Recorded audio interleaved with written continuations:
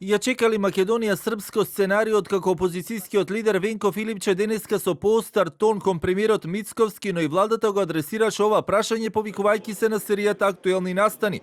Го праша Мицковски зошто ако не планира да донесе мигранти, во собранието неговите пратеници не даваат поддршка на резолуцијата со која СДСМ како што вели сакала да го спречи влезот на мигрантите кои според информациите кои доаѓаат од Бихачка, но и повикувајќи се на дел од британските медиуми до јуни требало да стигнат. Но тоа планирале да го спречат со, како што рече Филипче, сите демократски капацитети, а не ја исклучуваат ниту можноста за протести како што најави и претходно, но рече дека за сите нови чекори дополнително ќе известувале. Гледаме дека Србија се соочува со голема криза, со можни финансиски санкции, со недостиг на нафтени деривати и газ, што може да предизвика целосен економски колапс. Македонија не смее да го чека ова сценарио со скрстени раце.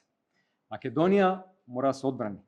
Не смееме да дозволиме ВМРО ДПМН да доведе во прашање безбедноста на нашите граѓани, на нашите повозрасни сограѓани, на нашите деца.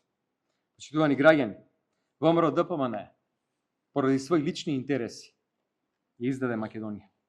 Од владеачката ВМРО ДПМН пак денеска експресно му возвратија, прво со соопштенија, потоа и со пресконференција наведувајќи.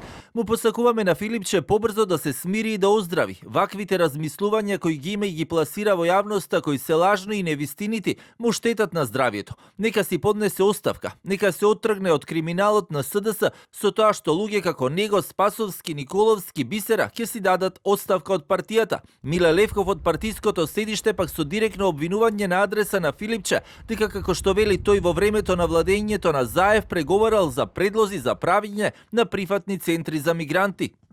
Венко Филипче и СДС имале партиска и државна политика за населување мигранти.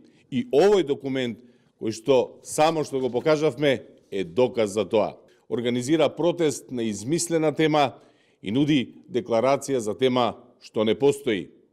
Му препорачуваме да повика на марш за заштита на зимзелените дрвја на Марс, бидејќи колку што има зимзелени дрва на Марс, толку ќе има и мигранти и тука.